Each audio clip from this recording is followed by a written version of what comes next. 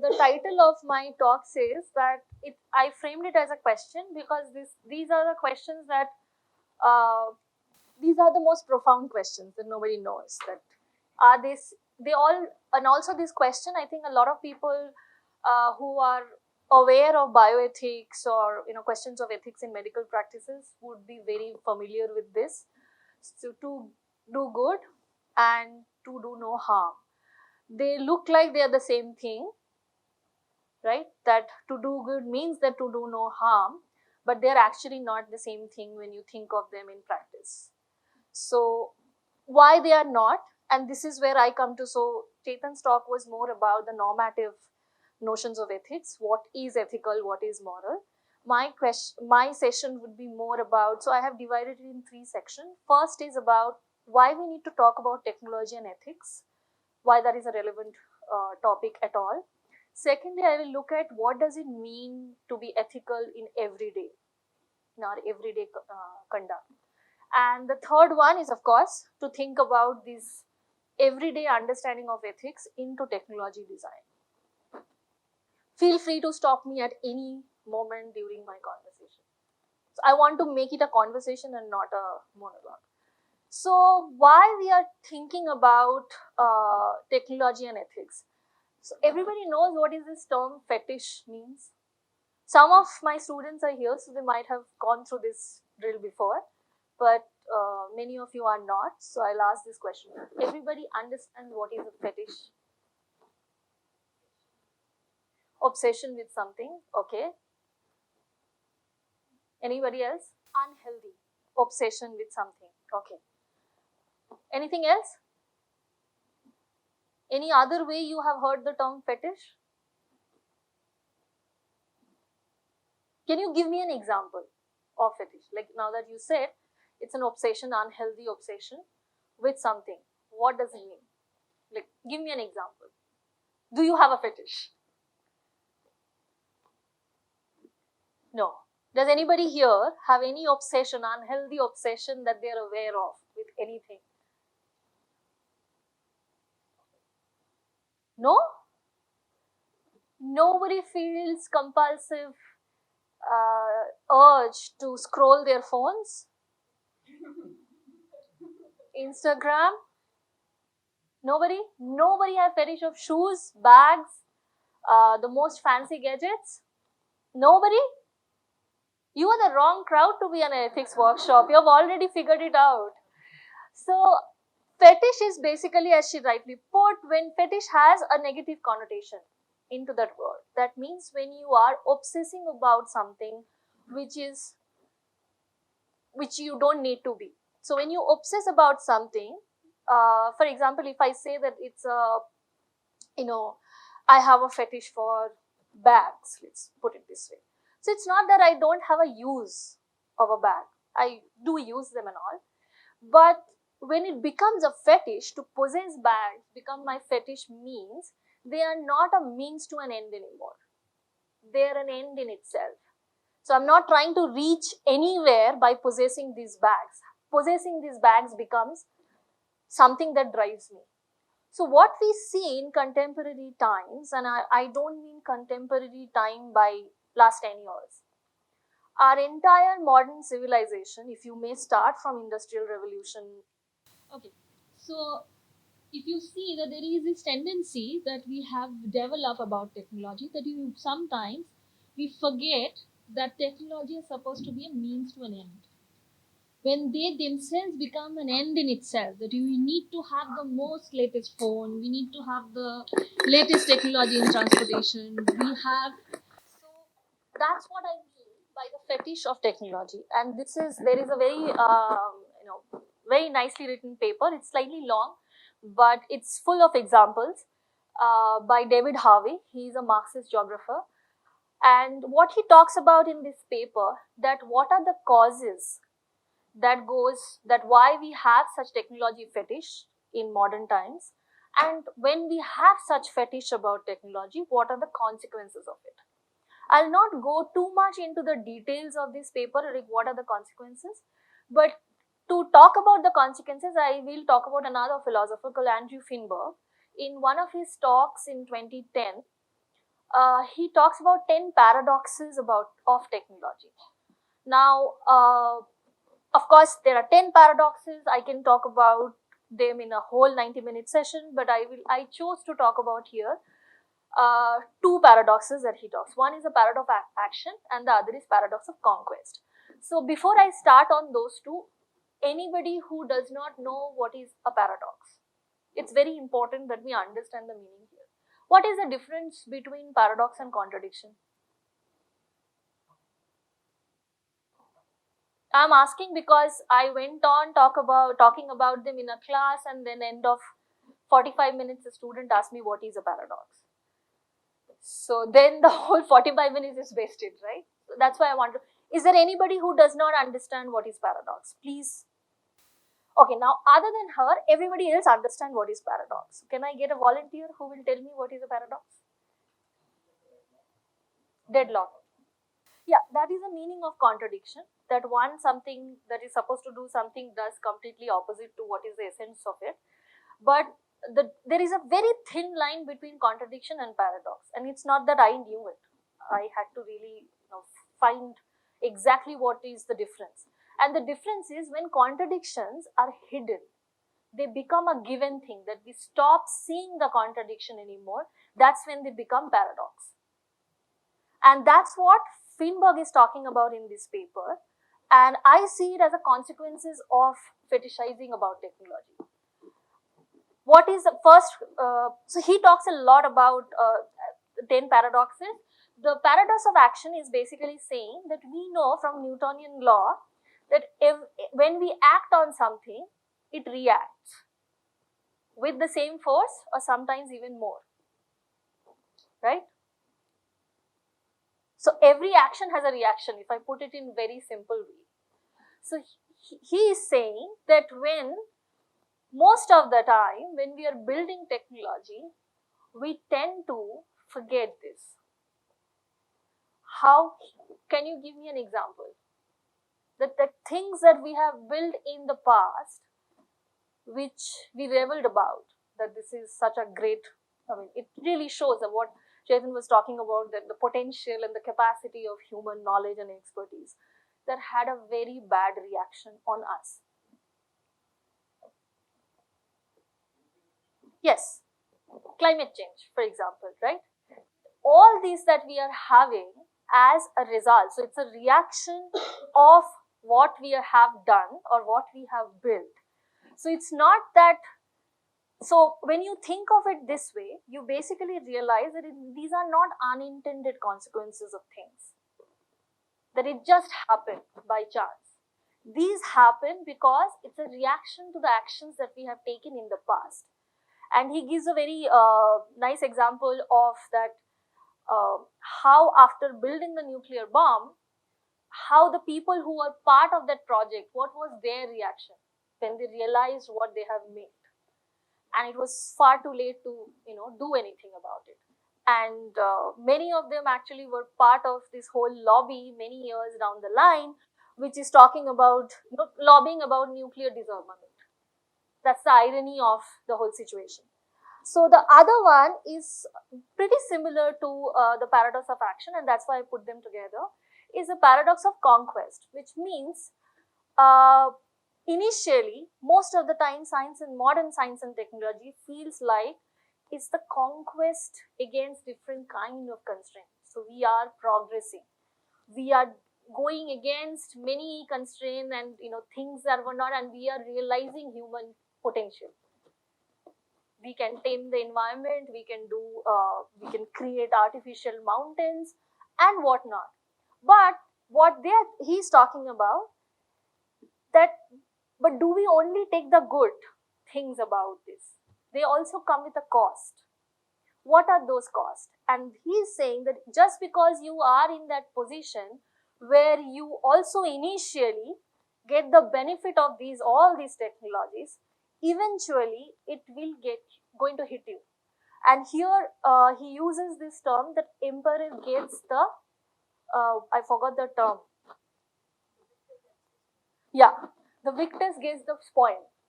So you as a victorious person who you felt yourself like you're in control of things, you would also get the spoil of it.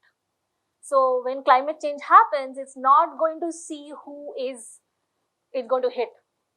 And this is how these are, I just wanted to talk about it because these are two ways in which you can think about when we keep fetishizing about technology. These are the contradiction within our technological systems or actions when we build technologies, those get hidden. The consequences of our action today, those gets hidden, and eventually they become the paradox. And these are the reasons we need to today talk about technology and ethics. That why we need to think about creating technologies which are responsible, ethically responsible, and also a better understanding, a more holistic understanding of our action as human beings with free will and a consciousness, how our actions today are not only going to have an impact in our contemporary times, right, immediate reactions to what we are doing, but how can we project for future? These are the main reasons why we need to think about ethics. Now, these are more substantive aspects of talking about ethics and technology. They are also very philosophical, they sound very profound, while it might not be in everyday life. There are also very instrumental reasons that a lot of people, and including ourselves, that we are talking about ethics in the context of technology. And one of them thing is basically creating machines which a current level of automation that we are talking about, where machines are also able to think and are also able to make decisions on behalf of the human. So we are delegating human decision making to machines. And what kind of dilemma that people who are building such machines that they face. And I hope it will work. Let's see. Easy. And yet that's the kind of decision which millions of autonomous cars would have to make. Who would you save? The pedestrian in the road or the drivers in the car? It's not easy. And yet that's the kind of decision which millions of autonomous cars would have to make in the near future. We program the machine, but who do we tell it to save? That is the setup of the moral machine experiment. There are so many moral decisions that we usually make during the day we don't realize. In driverless cars, these decisions will have to be implemented ahead of time. The goal was to open this discussion to the public. Some decisions might seem simple. Should the car save a family of 4 or a cat? But what about a homeless person and their dog instead of a businessman? Or how about 2 athletes and an old woman instead of 2 school children?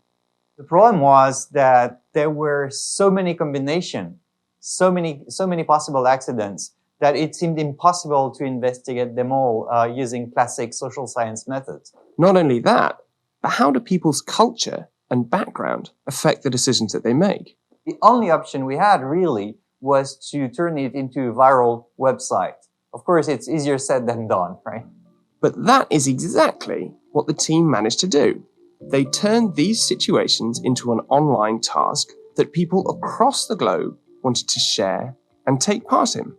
They gathered almost 40 million moral decisions taken from millions of online participants across 233 countries and territories from all around the world. The results are intriguing. First, there are 3 fundamental principles which hold true across the world. The main results of the paper for me are first, the big 3 in people's preferences, which is save human, save the greater number, save the kids. And the second most interesting finding was the clusters, the clusters of countries with different moral profiles. The first cluster included many Western countries. The second cluster had many Eastern countries. And the third cluster had countries from Latin America and also from former French colonies. The cultural difference we find are sometimes hard to describe because they're multidimensional, but some of them are very striking, like the fact that Eastern countries do not have such a strong preference for saving young lives. Eastern countries seem to be more respectful of older people. which I thought was a very interesting finding. And it wasn't just age. One cluster showed an unexpectedly strong preference for saving women over men. I was also struck by the fact that French and the French subcluster was so interested in saving women. That was, I'm still not quite sure what's going on here. Another surprising finding concerned people's social status. On one side, we put male and female executives, and other side, we put a homeless person. The higher the economic inequality in a country, the more people were willing to spare the executives at the cost of the homeless people. This work provides new insight into how morals change across cultures, and the team see particular relevance to the field of artificial intelligence and autonomous vehicles. In the grand scheme of it, I think these results are going to be very important to align artificial intelligence to human values. We sometimes change our mind. Other people next to us don't think the same thing we do. Other countries don't think the same things we do. So aligning AI and human moral value is only possible if we do understand these differences, and that's what we try to do. I so much hope that we can converge, that we avoid a future where you have to learn about the new ethical setting of your car every time you cross a border.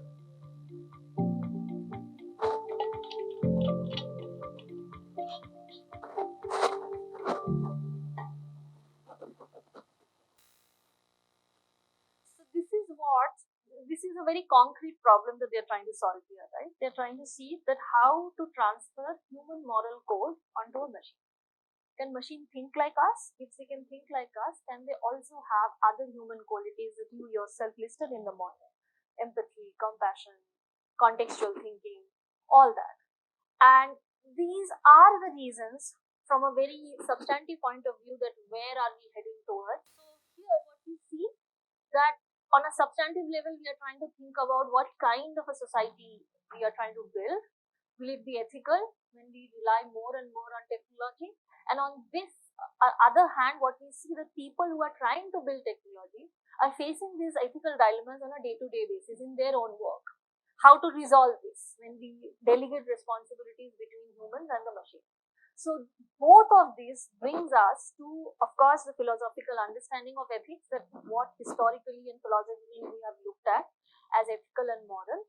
But it also tries, what I will try to do now in the next couple of slides, is to problematize this whole understanding of a universal ethics, or even very generalized sense. It doesn't have to be universal, but can we even think about something like an Indian ethics? What would be a Indian ethics for that matter? We all Indians are supposed to think the same way.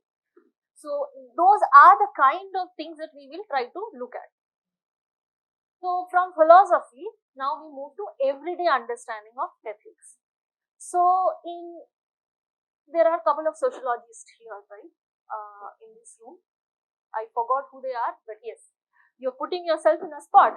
So you have to tell me, you are familiar, I'm guessing you're familiar, you have to be familiar with Durkheim. This is like Sociology 101. Now you tell me what is, according to him, a moral facts. He has a whole section which is talking about morality. And what is that? So what is critical here in what Durkheim is trying to say, so his analysis, I'll just put him into context a bit. Most of his work is about to see the evolution from traditional societies in the wake of industrial revolution to modern societies, and how the social fabric is changing when there is this massive change. And this is something that he tries to study across different domains. One of the domains that he's looking at is morality of a society. So when the society goes through massive transformation, structural transformation, that you had a more feudal, agriculture-based, rural society, which is now moving to large-scale industrial production, as well as more city-based kind of society, social organization. What does it mean? How people cope with that? Do they know any more that what is moral and what is not? That's the kind of question that he's trying to get at. And he's saying, irrespective of what kind of society that you are going through, it's a society which tells you what is moral or what is immoral. So I will I did not think that I'll talk about it, but because he talks about distributive justice, redistributive justice, or the question of justice. So one of the things that Durkheim talks about that, and again, you have to take it with a pinch of salt. He has a very clear-cut, generalized idea of what is a traditional society and what is a modern society. And as long as you put it in a very time and space context that I'm talking, he's talking about Western Europe in the wake of industrialization. So first, industrial revolution. So if you put that in the context, he's looking at the difference between traditional and the modern societies. So he's saying in traditional societies, what is the notion of crime and how you thought about justice was very different. So there, the law would be more, in the sense it's not corrective. It wants to just punish you, right? So laws were more repressive. Something like you lynch people when they do something which is not acceptable by the society, or you cut people's hand. So the idea is not to correct your behavior and bring you back into the system, to teach you a lesson which basically making you less of a human. That was the whole orientation of legal system. But he is saying in modern societies, these are the kind of system cannot work. That's why we move more towards corrective measures. The whole orientation of law here is to say that how can I correct your behavior? I'm not correcting you, and I'm not trying to change you. How I correct your behavior and bring you back into the mainstream of what we think as a society is a moral act. Now, when we do that, how do we decide? So why are we doing this? Is it that, so your immediate reaction could be that he's trying to paint traditional societies in a very negative way, that they were uncivilized, they were brutal, and we are becoming more civilized. That's not his intention. He's saying those kind of corrective, punishment, harsh, brutal punishment were or the repressive law were because the societies operated in a very small scale. So your moral fabric was very strong. There was no ambiguity about it. Because you are operating in a small scale, it's more community oriented, so less anonymity. Everybody knows everybody, and you are not supposed to be mobile. So you stay in the same society from your life to death. That means, I'm also oversimplifying, forgive me for that, but I won't have time to go on. Because of that, your moral fabric is very strong, and hence any threat to that moral fabric needs to be, sort of nipped in the bud. And hence you go for more repressive mechanisms of justice. Whereas in modern societies, there are a lot more anonymity, there are a lot more mobility, and there are a lot more heterogeneity. Because of that, what is moral is very, very murky field.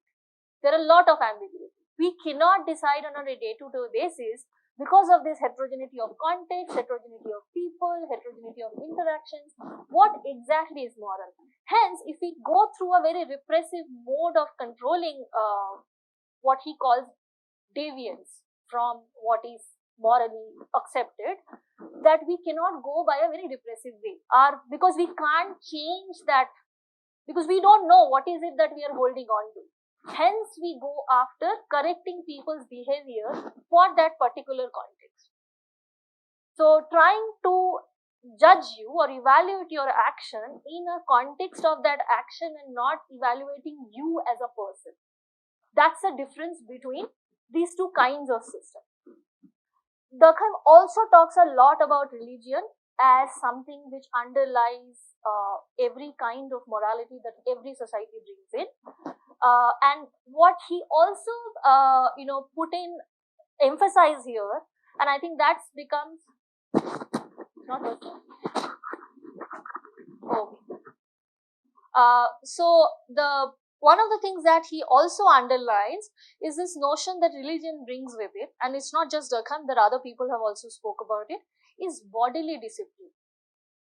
Most of the religion not just brings a very mental understanding of what is right and wrong, it also brings in certain kind of moral disciplines through bodily exercises. So what I can think of right now is fasting, for example. Every religion prescribes fasting in some way or the other. and these are also considered to be something which is morally good, right? When we are thinking about morality here, what is operational is a very structural understanding, that a sense of morality which is imposed on us, where we independently don't decide. So, and there are many such examples you can think about.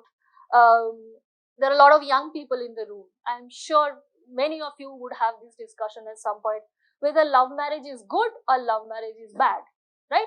These are the kind of moral conversations that takes place in our household. Who should have the right to choose your partner, your parents or you? So this is where it's not so much about an individual, rational decisions that surrounds this question of what is moral. It is something which we have been doing, and something which is socially has been accepted for a long time. And hence, and this is also something I'm talking about when you have heterogeneous context, that how can I take a decision which is so ambiguous, that when I take a decision depending on my free will, I actually land up hurting people whom I love, let's say my parents. So is that a moral act or not? Or here, ethic would be something which brings me to the second point. When you look at the history, trace it back, what also Chetan touched upon is this whole understanding of a conscious, rational human being with the free will to act. So ethics then that way means that somebody who can reflect upon his or her action. So here you see a clear contradiction about morality and ethics. If I have to accept things which are socially considered to be moral, which are handed down to us through tradition, you could call them customs, you could call them habits, do we then stop being that conscious human being who has a act or who has a right to free will, or who can act at free will, who can choose? Because here there is a clear contradiction between can I choose or should I choose? If I can choose, should I choose or not? Right? So what Foucault is talking about here, all the reading list would be there at the end of the PowerPoint, so don't worry about that. So what he says that how do we then know, how do we then do both the same time? Understand what the society expects of us and also exercise our choice as a human, conscious human being. And here he says that what he talks about a process called caring for oneself and caring for others, and we are constantly trying to find this balance. How do we do this? There is a process that I don't want to bring in too many jargons, but he calls this process a process of subjectification. That means by following certain customs, by exposing ourselves to different kinds of practices, different kinds of knowledge systems, what we try to do, we try to internalize those. When we internalize those, we have, so rather than the society observing us, we can observe and evaluate our own action. So not only that we can act, we have the will and the agency to act, we as human beings, and this is where I think I would add to your list, that we as human beings also has the ability to evaluate our action. And we do. And that's why we are in this room, right? We want to evaluate our action. So when we evaluate our action, what are the parameters by which we evaluate?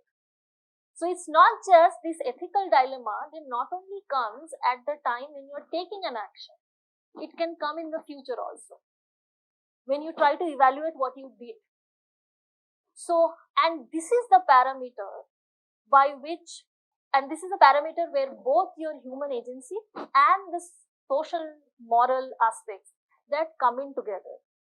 And the more we fit in a particular society, the more the process of subjectification becomes pronounced. That means that we have figured out a way to balance the both. If there is, we have not figured out, that leads to different kind of problem. Then you become a criminal, or you become a mentally disbalanced person, the different kinds of disorders that you go through. What Foucault interestingly refers to, that what psychiatrists do, is there any psychiatrist in the room? Because I don't know whether you will feel offended by it or not. What he says that what we do as in modern, we have created a modern discipline out of it, but this is what priests in the church were doing in the confession box anyway. That was meant to be the talking cure, that you go and relieve your guilt. So when you think that you have done something wrong, you need to talk to somebody. You need to psychiatry they call the process of catharsis. The catharsis can be anything. You can cry out loud, you can talk to somebody, you can write about it. You just want to take these things out of your system. And what he's saying, the fact that we go through this kind of guilt is the process of subjectification. That means that we can step out of ourselves and look at our actions objectively. So in order to evaluate anybody's action, not just yourself but others, you have to have that lens, that you can think of yourself as another person. So now what comes next? The question of human agency. To what extent we can think about human agency when we internalize all these moral values that are passed on to us. And human agency is one of the most important concepts in ethics. And I'll come back to it when we look at ethics in the context of technology. But here, what we basically mean, or what they basically mean as human agency, is that as human beings, not only that you have the free will or the ability to act at free will, but also you have how many choices are given to you. Can you choose between those choices? Are those choices just there in front of you? And to what extent those choices are differentially distributed within the society? That's the question of humanity.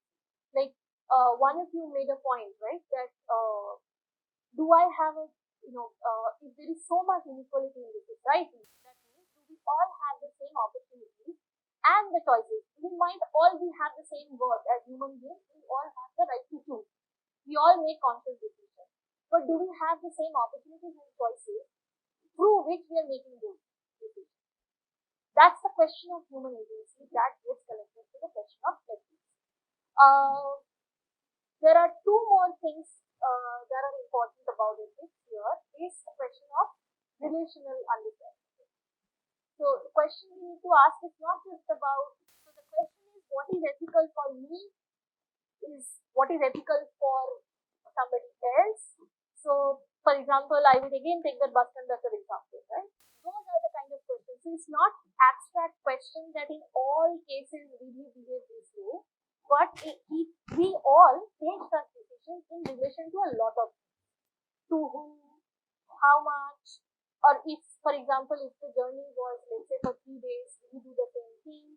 All these same questions come into being. So that's what the relational aspect of ethics. The last one, and I put it under morality and politics, is sometimes when we are not doing, so when we are just being, inactive, when we are passive, we are not active. Are we being unethical by not acting? So she talks about the banality of evil it's a judgment basically which takes place. She writes about it in New Yorker Times. Yeah. So the fact that he did not do anything, or he as one of the Nazi personnel that enacted some of those his duties, let's put it this way, whatever the orders, he followed orders, and he acted, take part in all those things that we now call unethical. Right? How do we judge his action from an ethical point of view? How do we evaluate it? I think there is also, other than this, there is a movie called The Reader, which also talks about exactly the same dilemma. There is one person and she is being tried. She used to be a security guard, and they did not let them out, even though there was emergency, and they all died. So, and this thing heard many years later. And all she said, and her defense, and it also shows the grayness of the whole situation. Wouldn't that be unethical if I refuse to follow the orders of my boss? This is where the procedural justice that we were talking about, that I follow due processes, due diligence. Then how is it an unethical act? But what we are evaluating, that action many years later, and this is where Hannah Arendt called the banality of evil. That means that by not saying things, when you say that I focus only on procedural, justice, I will not think about the consequences of it, my actions. That's not my, duty to think about it. So, will I become an immoral person? Do I become an evil? So sometimes following moral codes of our time may lead us to being evil when our actions are judged many years later. You talked about slavery, I'm talking about Holocaust, and there are many such examples, and I can think of examples right now. That when we just sit and let things happen because they are normal, they look like they're legitimate in the current context, they follow all processes, and we don't speak up. Because that's not what we think is something that we need to speak about, because there is nothing illegitimate is happening, right? So, so that means, yes. Or,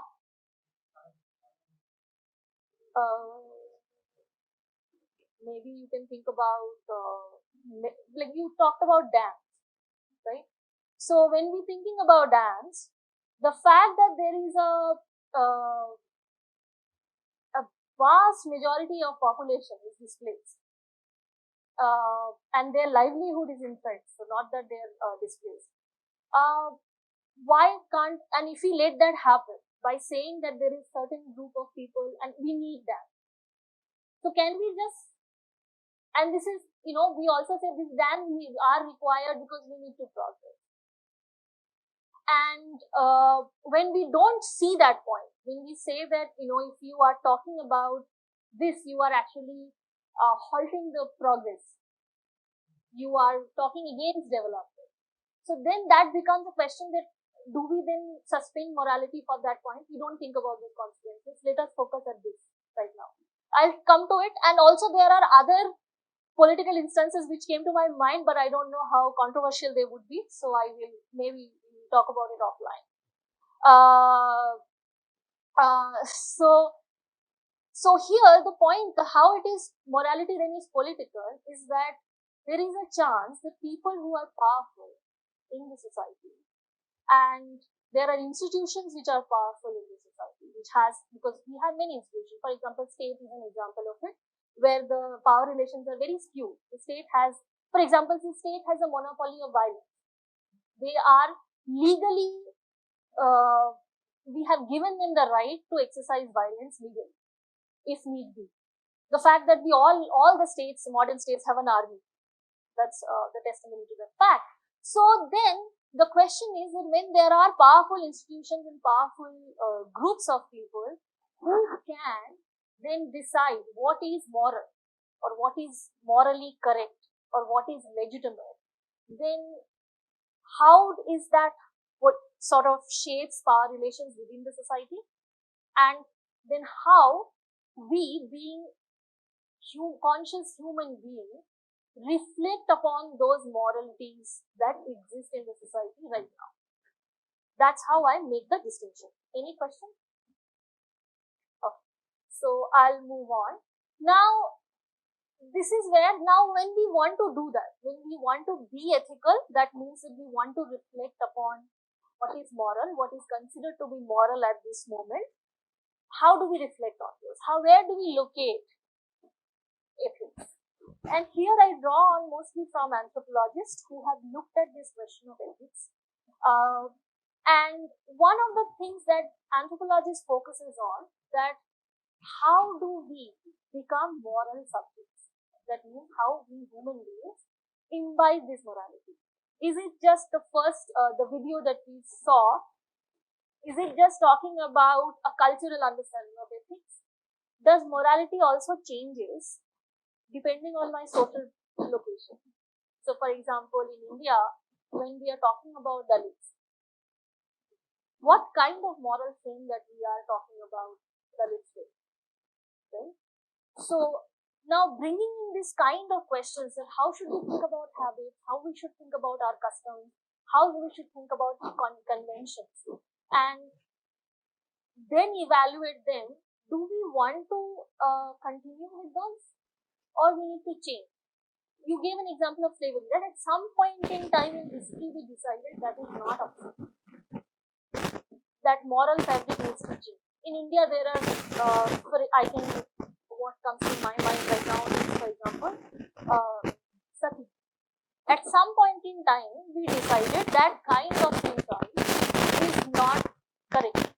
We cannot use that is not ethical, that is not morally correct. So then how that changes, and what makes us change this moral dimension? And one of the things that we also need to focus here then, that understanding this, what we consider as moral behavior or ethical behavior in different contexts. So there is a book actually called Ordinary Ethics by a social anthropologist called Dina Das, and she mostly works in Delhi slums. And she says that it's anthropologists who write in beautiful descriptive way, too much nuances built into it. She talks about that how women in a slum quarrel about very little things in life, and then who threw waste in front of whose house at a very everyday life, what language we use in others' presence, body language, what kind of gestures we use with different kinds of people and different contexts, and of course our actual action that takes place, which could be throwing things at people. So they constantly quarrel and constantly being physical with each other. And she observed that it's towards the evening, they when the husband is supposed to come back, they actually create a very serene environment. Like they don't fight anymore. And there are also ways of symbolizing that the fight is not over. I'll come back to it tomorrow. So they said they would put different kinds of, like they would put buckets, because they fought about whose bucket was this. They would go and put the bucket in front of somebody's house, just to make them understand the fight is not over, I'm coming back to it, right? So she's saying here, I'm using that to continue the fight, but I am making a balance here, because my duty as a wife to give a serene and peaceful home to my husband.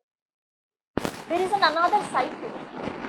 That is it that I'm doing it out of morality or ethics, or I'm just doing it out of pure self-interest? That means, because the context that she's talking about is also a place of acute domestic violence.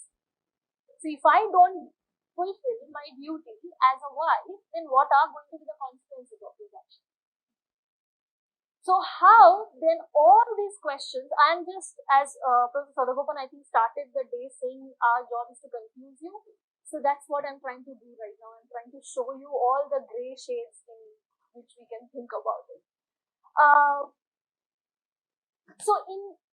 There is another example she gives. They're saying that during my field work, she refers to somebody else here, that she's a researcher and she's doing field work, and one of her respondents, and she's interacting with her respondent, and one of the persons, the common friend, has passed away, and they want to discuss about it. And because these are anthropologists, so they notice everything. So she says that, very interestingly, before he starts to tell me how this person died, he said, let me finish this glass of milk. I don't want to talk about death before I drink this, because once I start talking about it, I won't be able to drink it. These are very small examples that how our everyday, there is no rule here, right? That you can't drink your tea or milk after talking about somebody who died. But it's a very moral choice that you're making, that you're doing a little sacrifice. That once I do that, mine may not be right. to drink that glass of milk. So let me do that before and then I will talk about it. So what's the point to talk about these examples? That what she arrives at when she's talking about ordinary ethics is that you can't have a very predefined notion of ethics, that what is ethical. These are constantly emergent in a context and they are very embodied. That means that we, with our body, with our experiences, have come to sort of imbibe them. And how we practice them is very unpredictable.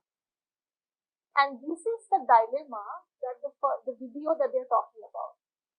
That they only could establish certain correlations that, they just added up the data points and they figured that people in certain contexts valued women more than men. They don't know the explanation because these are very unpredictable. So you can't figure out why people are behaving this way, and they are constantly emergent in a particular context of action. With that, then I have to now talk about technology here.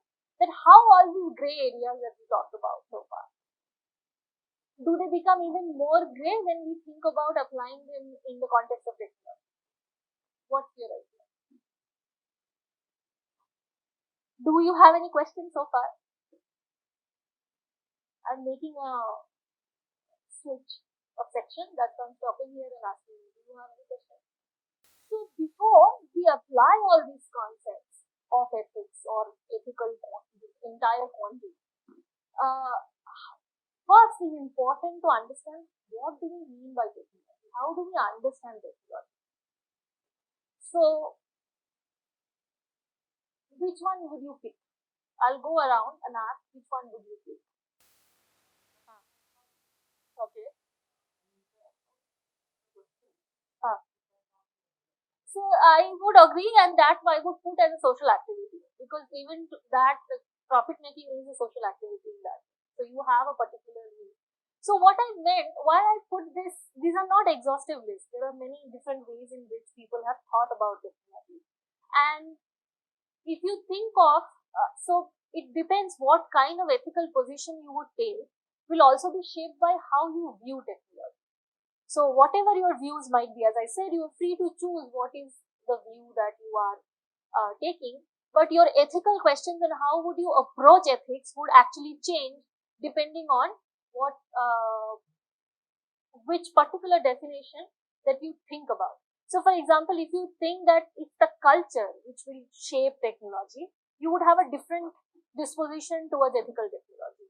Whereas if you think that technology is just a way of thinking, which could be a way of problem solving. Problem solving is a fundamental way of thinking about what defines technological thinking. And also if you think about technological thinking as something which you need to control or to shape, right? So, and if you look at the history of technology as a term, you would see that this orientation, this way of thinking itself has changed. So not to say that technological way of thinking is a static way of thinking. It itself changes what, as technology itself evolves. So this is just one way of trying to map this relationship. So on the left hand side, what you see is voluntarism, that we voluntarily, what Chetan just said, that we as human beings, we get together and we make certain conscious choices. And that's how technologies get developed, right? So it's like human voluntary action which put technologies into existence. The other side of it is determinism, which is also a very prominent way of thinking about technology. The technology has an internal logic through which it will develop by itself. So for example, if you have hand mills, next are going to be, what is it, Marx's famous thing, hand mill leads to steam mills, right? So it has its own internal logic. Or if you think about Moore's law, that every 18 months or 12 months, the 18 months, the capacity of the chip is going to increase, right? So when you put it this way, you're basically saying that technology has its internal logic and there is minimal human control over it. So it will keep following that. There is a coherence to it, the way technology develops, and it will coherently follow that trajectory. That's what determinism means. Then on the y-axis, what we have that technology shapes society, and the other axis you have the technologies are just tools. It only at when they are released to be used that it will decide what kind of an impact it's going to have. So that means the owners here do not like, so there is a very important point here. So when we think of technology shape society, that means that you have to be very conscious. So if you think of yourself falling on this quadrant, right, that it's a product of conscious human choices, and it will also have a impact on the society. If that's your position, then your ethical dispositions are going to be very different. Whereas if you think that I might choose it, if you are in this quadrant, if you think it is my choice how I build and design the technology, but ultimately I cannot control how it is going to be used. So there are good human beings who will use it in a good way, there are bad human beings who are going to use it in a bad way, right? So then your ethical dispositions are going to be very different. How you ethically think about technology design are going to be very different. So can you think of an example of these two?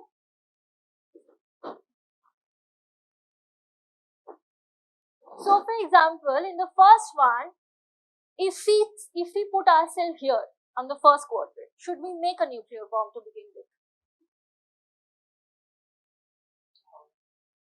Because we know what kind of, we have to think, right, that it's going to shape society. So if we think about the consequences already in advance, then we most probably will not make it.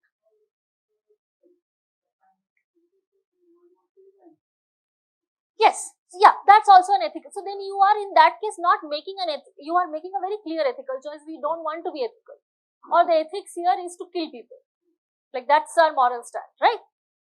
Whereas if you are on this, most of the time, what would you say that nuclear bomb or nuclear energy, not the bomb, nuclear energy has a lot of potential which can benefit human society. It's only bad people who use it to make it a bomb and then put that bomb on other human beings. So it's just bad people who make bad use of technologies which itself does not have any potential. So this then brings a very critical question, just as what Aquinas says that human beings have certain potential, can we also think of technologies as having certain potential? And how those potential can be actualized then becomes the main ethical question. To understand what is the potential of your technology and what are the context in which, if this potential is fully actualized, what could be the implications of that?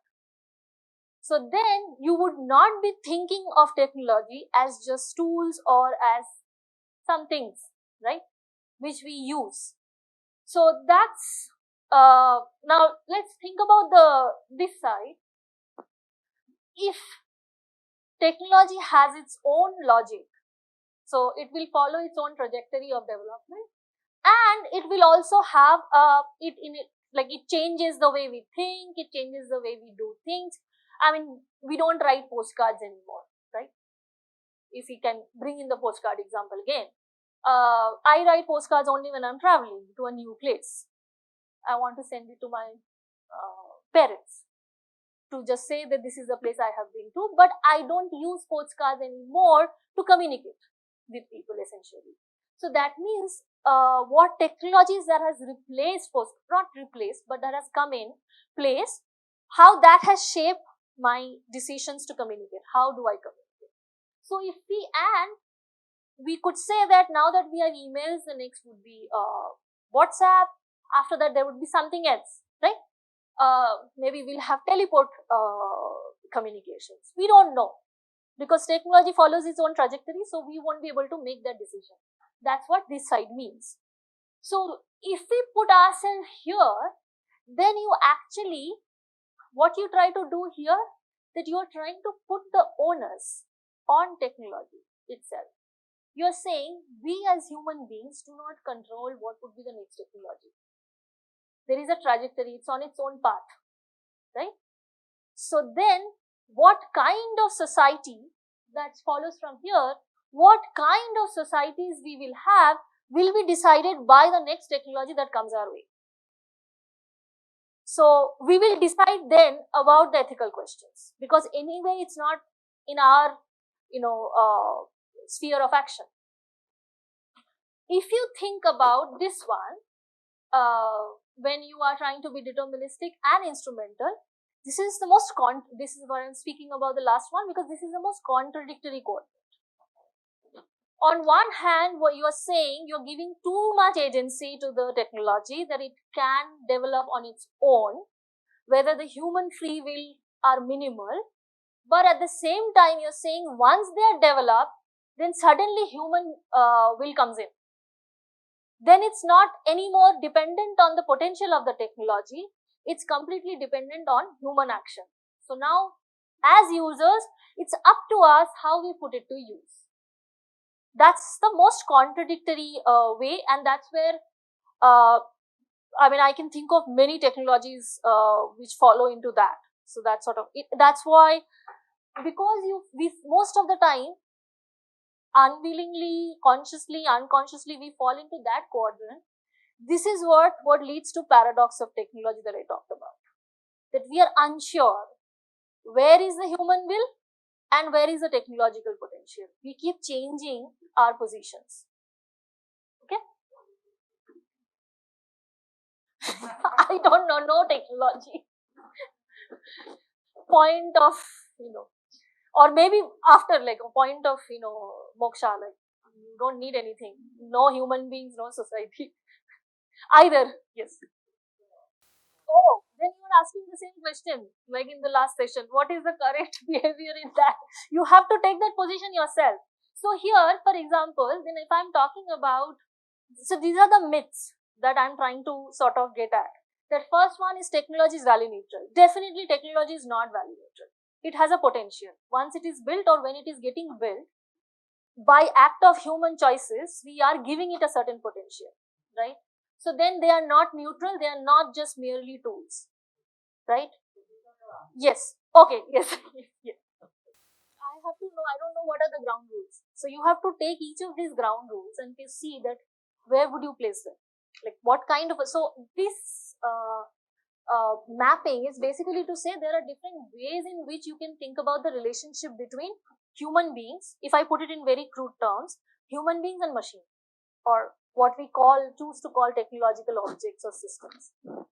And this is different ways in which we think of that relationship, where is the balance, and accordingly, depending on what is our position, we try and take an ethical position in thinking about those technologies. So to answer your questions, you have to go back to those principles and see where do they come from, right? So the four myths that I'm trying to get at here, that first of all, technology is not value neutral. You, with human conscious choices, you put in certain potential, you built in those potential in the technology. And when should we then blame the technology? So here the operative word, we put those potential in the technology, right? So when things go wrong, it's not that, it's the fault of the technology also, right? So nuclear bomb is supposed to kill, it will kill, right? And there are, so here, both the people who build the bomb and both the group of people who choose to use the bomb, they are on the same ethical position. So you can't say that we just build a technology, it's up to the army who will now decide whether we should use the bomb or not. And this is, you would find in the writings, many people who were part of the Manhattan Project, they have actually wrote about this ethical conundrum that they themselves have gone through as individuals. So basically, who is responsible when technologies fail? Then the other one is, again, following from the previous slide, that we can't control. Technology will follow its own course, so we just have to figure out how to cope up with it, right? So we can't control. We can't And many a time, this is the most tough myth to burst, that many a times people will tell you that we will think about the ethical questions when we come to it, right? Let us build it now because we can build it, and we don't know what those ethical questions are going to be, so we will deal with them when they come. That's another myth. You can always project what those ethical questions are going to be. You might not be sure, as I just said, that they're unpredictable, they're emergent in a context, but still you as human beings, because you can imagine, you should be able to project what are going to be those consequences. Then the question is, yes. Yes.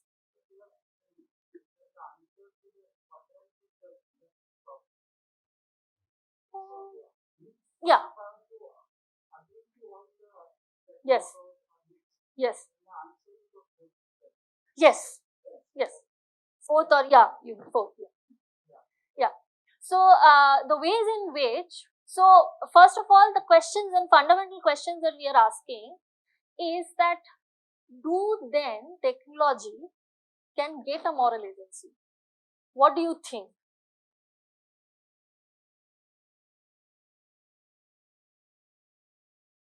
Yes or no?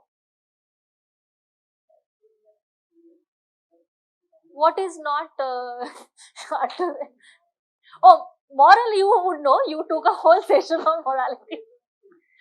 So agency is basically that your ability to act, and your ability to act by choosing. So you can make a decision. So it's conscious decision making process. So if I give you 3 options, can do that. Yes. So the technology, does the technology can the technology have an ability to make a decision taking ethical consideration or moral consideration in mind, just the way human beings always do?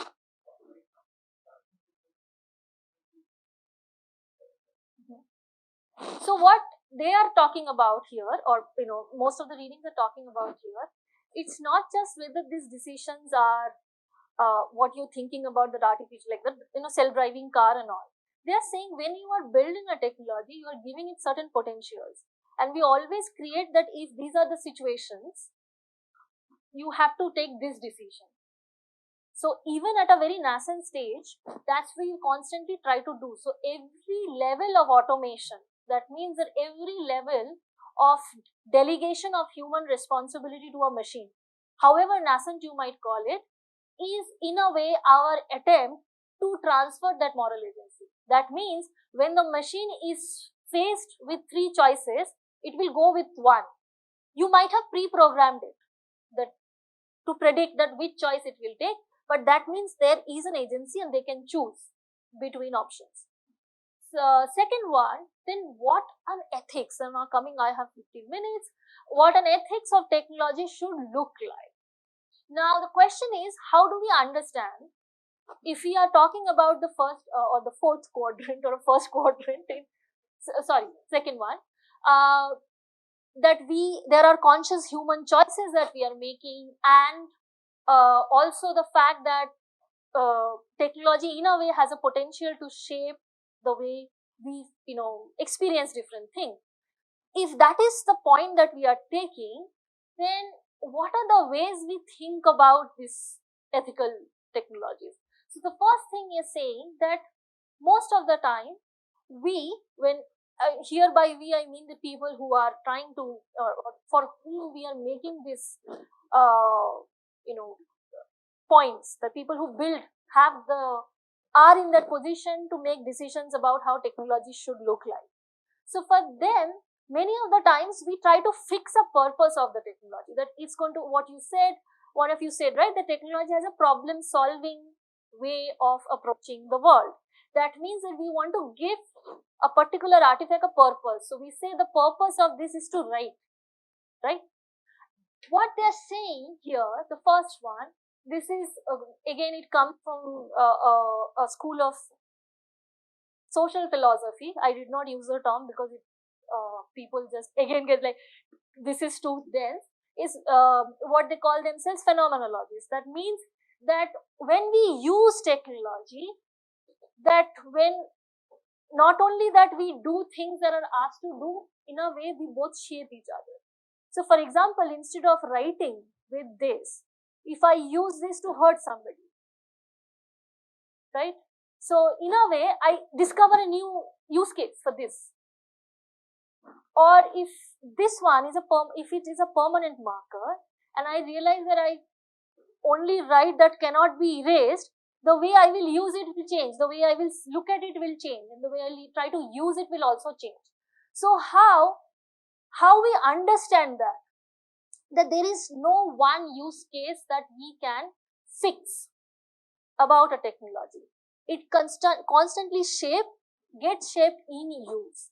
And the second point comes from something called affordance theory, which again talks about, in a similar way, that they're saying that either you think of technology or you think about human beings, you have to think about it in relation.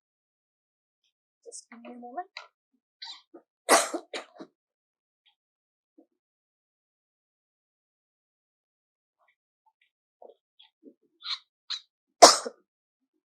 So when we think about in relation, that means that what are the opportunities that I have to use a technology? What is the environment in which I will be using the technology? Who else would be there? So meaning of a pen in a classroom and meaning of a pen in a place where you don't have a piece of paper or the board changes. You can't write. Or maybe you can write on your hand. So then how would you use a particular artifact will change, and that change will come from who are you interacting with, what is the context of your interaction. That means, for example, I face this in my class. I have one student who's visually impaired. So every time I take it for granted, right, that I want to talk about something, I immediately go and write. When I write, I realize every time I teach him, I realize I have to spell out what exactly I am writing. I cannot assume that everybody can access what I am writing. Of course, language is another barrier that we have to think about. So how then thinking about technologies as ways of affording the world? Like, what does the technology allow me to do rather than dictating how the technology should be used? And this also brings to the last, this is not my last slide, but it also brings me to the question of ethics of care. That means in one of the slides we talked about ethics is also about not just taking care of ourselves, but taking care of others.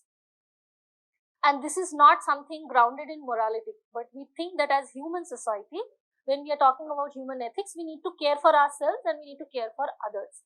Now, when we think about that way, technologies are things that we are building. They surround us constantly. Do we care for them? And this has a very specific connotations for the context of climate change. Are we building technologies which are just use and throw? Or we need to think about recycling. How do we think about repairing? How do we think about reusing technology? If you see, most of our mobile phones in last 5-6 years have increasingly become use and throw model. You can't even, like, I remember the first Nokia phones, if something went wrong with it, you could literally dismantle it and then fix it and then put it. There are very few repair shops of phones who can actually, and I hope there are, nobody would take offense, but if you look at Apple phones, right, they discourage people to repair.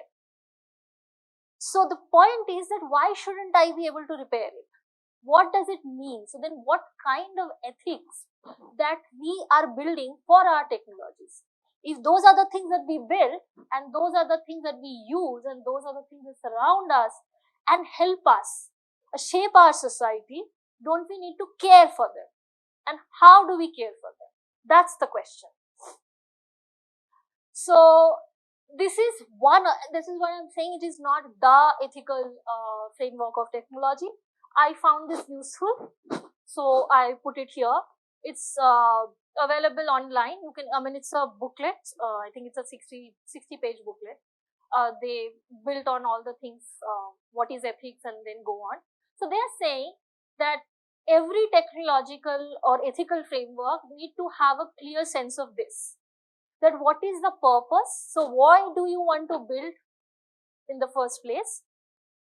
What do you want to achieve by building this? Like, what's the goal of it? And what are the principles by which you would try to achieve these goals? And they definitely have a recursive relationship with each other. So it's a two-way relationship.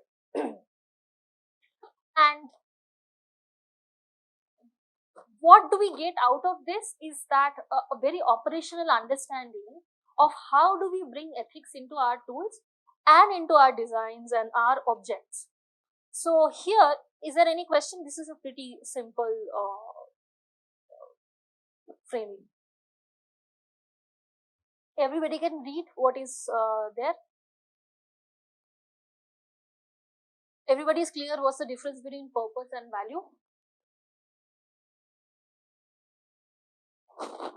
No confusion at all? Okay, so I move on. So first, so this is what we saw, the principles, right? When you look at the, I thought it's a very good pragmatic model of thinking about ethics. First one, just because we can do something does not mean we should do it. So that means that just because we have the wherewithal to build certain technology does not always mean that we should build that technology. Why not? Because then we have to think about, are we being, so this is where you stop. Before the can question, first you ask the should question. Should we build this? Then the second one is that if you decide that I should, how do you go about it then? The first one is non-instrumentalism, and this is again thinking about in a non-instrumentalist way. So technologies are not just things which will be built and then you can say it's up to the users how they choose to use it, but you have to think about it that these are things you are building with potential. So how they would go and try to fulfill those potentials is something that you have to think about. And one of the points that make here, that many of the times we say that and this is also kind of talks to that whole question of technology as a way of thinking, that many of the times when we think about in a very instrumental way, we try to, and this is where I started that whole fetish concept, we try to see everything with their instrumental value. Chetan gave a very nice example of people being forced into doing engineering, many students, because we stopped seeing education as something which brings us more than a job. So it's just a piece of paper that I need to show to get a job. So it's just an instrumental value that you keep focusing on. You forget that there is other things that education can do to you. So one of the key ways, operational ways of think about non-instrumentalism is that what is the role of human beings in your design? That means, or the environment in your design. Are you looking at human beings just as mere source or as a tool who would play a part in that story that you're trying to build? For example, are we just looking at human beings now as data subjects? People I need to get data from to build better machines, to build better predictions, or there's something more? And similarly, are we looking at, when we are building a dam, are we just looking at a river from the point of view of what can it give us, rather than thinking about that the river is part of some human beings' lives? It's not just what it can give us, that it has been part of our environment. So if we take it away, what other things can happen? So you think of it in a more as a chain of reactions that will come about when you make one changes. And that you will not be able to understand if you look at things in a very instrumental lens, that what can I get out of this? This person, this river, this tree, you know. And many of this comes when we think about, things, I'll come to that later. Third one is self-determinism. That means how much human agency gets built into your system. So how much choices you are giving to human being. When we move to digital currency or digital money, do we tell people that you don't have the choice anymore to use cash? And when we make that, when we push human beings to do that, you are actually curtailing human agency because you're not giving them any choice. So does your technology design restrict people's choices or increase people's choices? That's the question you need to ask when you're thinking about technologies. So one better way to think about it, that you think of the technology as an affordance that allows you to do things in a different ways rather than creating one-dimensional purpose of a technology, or you want to list out that these are the things that the technology can do. Responsibility is again thinking about potential harms that do not transfer the responsibility to user. That people can, we build guns, guns kill people, guns protect also people. That kind of a logic. So do not transfer the responsibility to the users. Take the responsibility yourself and say that what it will do, what kind of potential harm, trying to project harms. Net benefit, this is the title of my talk, that what is the net benefit? Of course, every technology will have certain benefits, but how many people are benefiting from it and how many people are losing out of it? And so it's not just a number here that we are trying to compare. What we are saying that if there are so many people are benefiting, is that intensity of their benefit equivalent to the loss? So for example, I think Amit will talk about in the afternoon session that when we are talking about that we can save so much money by having Aadhaar-like platform, then some people might not get their food, right? So is that we say, oh, there are only 40 people who are not getting their food? Or we think about that how much money we are saving, is that comparable to people lose, people's right to food? So how do we compare these two things? So here what they said, and this is also relates to the next point of fairness, that in time, sometimes when you think about justice or being fair, we have a tendency to treat everybody equally. And that's what leads to unfairness. That means that first, your technology design should think about the most vulnerable section first. You start from there, that how my technology is going to affect people who are already at a vulnerable position. And if you can't answer that question, then the question before is already kind of redundant. So they are pretty much connected. The last one, the second last one is the question of accessibility, that how inclusive you are, how many people you want to include, in what way you want to include. Do you have a sense that when I want to include, again, these are all related. So if I want to include more people of a certain kind, do I lose people of another kind? So if I try to be caste neutral, let's say, when I'm developing a particular technology, or class neutral, we say that we have built a universal technology. It works on irrespective of what is your gender, what is your race, what is your caste. It works exactly the same way. You might be making a statement which you can prove, but you are not looking at the context in which that would be used, what they can afford. So what is their context? What is their environment? What are the different use cases they can come up with? So here you are not even thinking about accessibility. So you will not be accessible. As I gave an example, right? If you think about these boards and writing on the boards, it meant for people who are visually able. If I don't have somebody actually telling you what is written on the board, then we can't this is not an inclusive one.